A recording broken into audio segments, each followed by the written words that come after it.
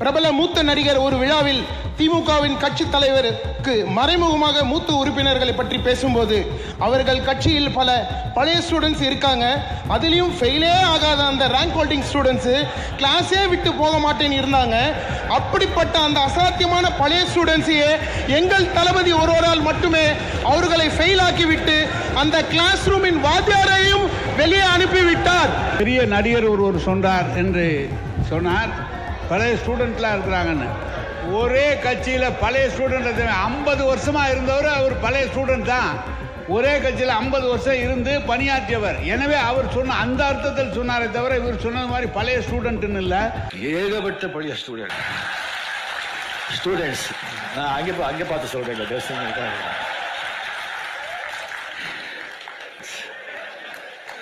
அது சாதாரணமான பழைய ஸ்டூடெண்ட்ஸ் இல்லை.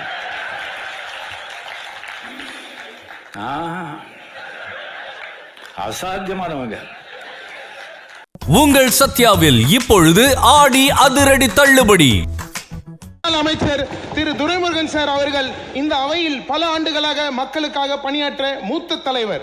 அவருடைய அனுபவத்திற்கு நான் மரியாதை செலுத்துகிறேன்.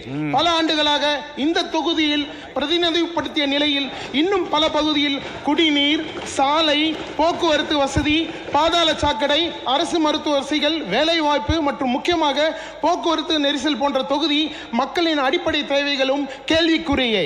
எனது காட்பாடி சட்டமன்ற தொகுதியில் மிக முக்கியமானதும் அத்தியாவசியமான மக்களின் நெடுநாள் தேவை மற்றும் மக்கள் தினமும் சந்திக்கும் மிக முக்கியமான பிரச்சனை காட்பாடி ஜங்ஷன் டு பாலாறு பாலம் வரை நிலவும் மிக மோசமான போக்குவரத்து நெரிசல். காட்பாடி தொகுதி மக்களுக்கு நன்றாக தெரியும். முன்னாள் அமைச்சர் நினைத்திருந்தால் சீர்படுத்தி இருக்க முடியும். கடந்த 15 ஆண்டுகளுக்கு முன்பே இங்கு ஒரு உயர்மட்ட மேம்பாலம் கட்டி கொடுத்திருக்க முடியும். ஆனால் அவர் அதை ஏனோ கண்டு கொள்ளவில்லை.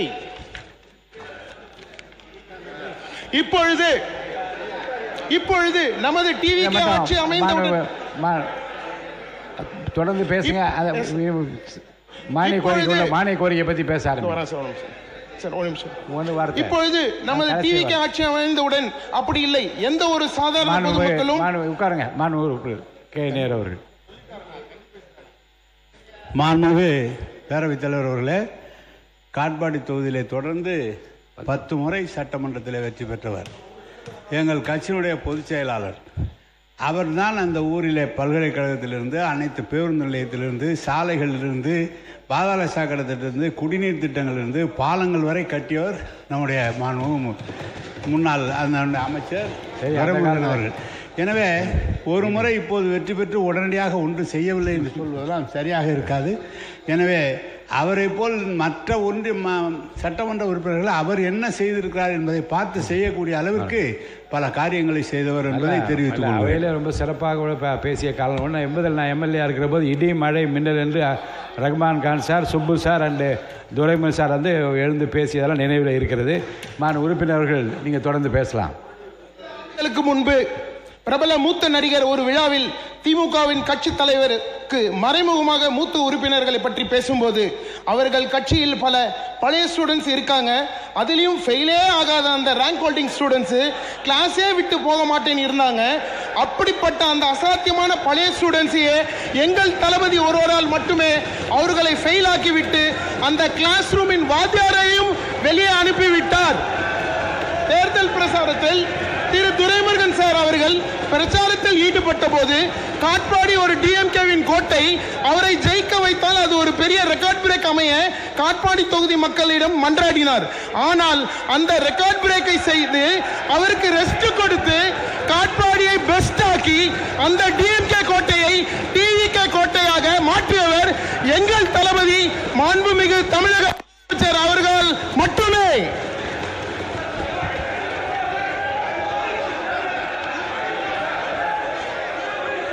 காட்பாடி சட்டமன்ற தொகுதியின் கோரிக்கைகள்.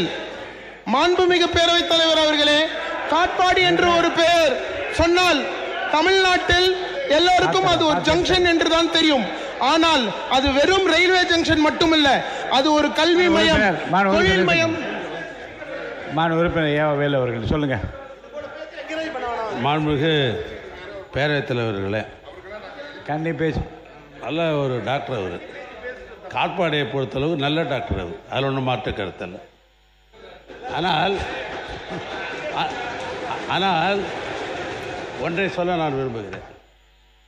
அந்த வேலூர் மாவட்டத்தில் இருக்கிற 5 தொகுதியிலேயே அனைத்து வசதியும் உள்ள ஒரு தொகுதி எதுன்னு சொன்னால் காட்பாடி தொகுதி தான். நாங்களே பொறாமப்படுவோம். ஏன்னா அந்த அளவுக்கு அந்த தொகுதியில் வந்து எல்லாத்தையும் திருவள்ளூர் பல்கலைக்கழகமாக இருக்கட்டும், தாலுகா ஆஃபீஸாக இருக்கட்டும், அல்லது சட்டக்கல்வியாக இருக்கட்டும், இப்படி பார்த்து அவர் செய்தவர்.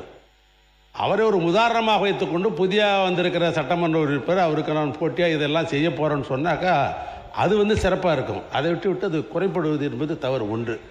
இந்த மட்டமன்றத்தில் என்ன மரபுன்னு கேட்டிங்கன்னா, இது வரைக்கும் இங்கே இல்லாத உறுப்பினர்களை பற்றி யாரும் பேசுகிறதில்ல. அது உங்களுக்கே தெரியும். நீங்கள் உங்களுக்கு தெரியாத விஷயமே கிடையாது. ஆனால் இங்கே இல்லாதவரை பற்றி இங்கே பேசுவது என்பது அது மரபல்ல.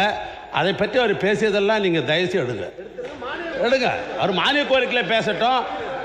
இந்த ஆட்சியில் வந்து நான் இதெல்லாம் சாதிக்க போகிறேன்னு பட்டியலை போடுங்க. அமைச்சரை வைத்துக்கொண்டு இந்தந்த அமைச்சரை வைத்துக்கொண்டு என்னுடைய தொகுதி இப்படி வளர்ச்சிப்பட போகிறேன், அவரோட சிறப்பாக செய்ய போகிறேன்னு சொல்லுங்கள்.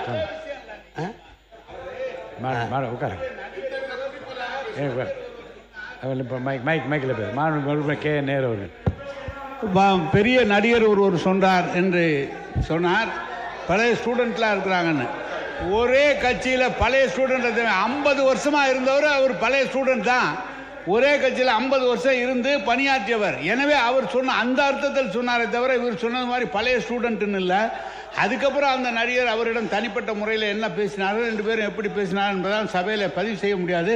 எனவே வேறு ஏதாவது நீங்கள் வேறு உங்கள் அரசாங்கத்தை பற்றி, உங்கள் அமைச்சர்களை பற்றி, உங்கள் முதலமைச்சரை பற்றி பேசுறதை விட்டுட்டு ஏன் இங்கே வரீங்க? அது நீங்கள் எடுத்துறேன். அவர் படித்து பார்த்து ஆய்வு செய்து நீங்கள் கூறிய வந்து கண்டிப்பாக எடுத்துடுறேன். மாண்பு உறுப்பினர் உட்காருங்க. என்ன சொல்கிறீங்க? மாண்பு உறுப்பினர் தாகிரா சொல்லுங்கள். கான்ட்ரவர்சி இல்லாத சொல்லுங்கம்மா. மாண்புமிகு பேரவைத் தலைவர் அவர்களே, நான் பிறந்து வளர்ந்த ஊர் காட்பாடி தொகுதி. 40 ஆண்டுகளாக திமுக கோட்டைன்னு தான் சொல்லிட்டு தான் இருக்காங்க. நான் நேத்தே சொன்னேனே, அது எதுவுமே அவங்கள பண்ணல. இப்பதான் உங்க கோட்டை அவர் சொல்லிட்டு போறாங்க. இப்போ டிவிகே கோட்டையை நாங்க எடுத்துட்டு நிக்க முடியல. உட்காருங்க. மாண்பு உறுப்பினர் மானிய கோரிக்கை மட்டும் பேசுங்க. நீங்க பாருங்க, மாண்பு முதலமைச்சரே காலையில் அவரை பற்றி புகழ்ந்து பேசுகிற போதே உடனே எனக்கு நோட் அனுப்பிச்சிட்டார். பேசுகின்ற உறுப்பினர்கள் மானிய கோரிக்கை மீது பேச சொல்லுங்கள் என்று தன்னை பற்றி புகழ்வதை கூட விரும்பாத ஒரு முதலமைச்சருடைய கட்சியில் இருக்கிற நீங்கள் தயவுசெய்து மானிய கோரிக்கை மீது பேசுங்க. மாண்புமிகு பேரவைத் தலைவர் அவர்களே, நீர்வளத்துறை, ஊரக வளர்ச்சி மற்றும் காட்பாடியில் டிவிகே ஆட்சி ஒன்றே திறம்பட செயல்படும். அதுவரை எந்த கொம்பராலும் அசைக்க முடியாத கோட்டையாக காட்பாடி விளங்கும்.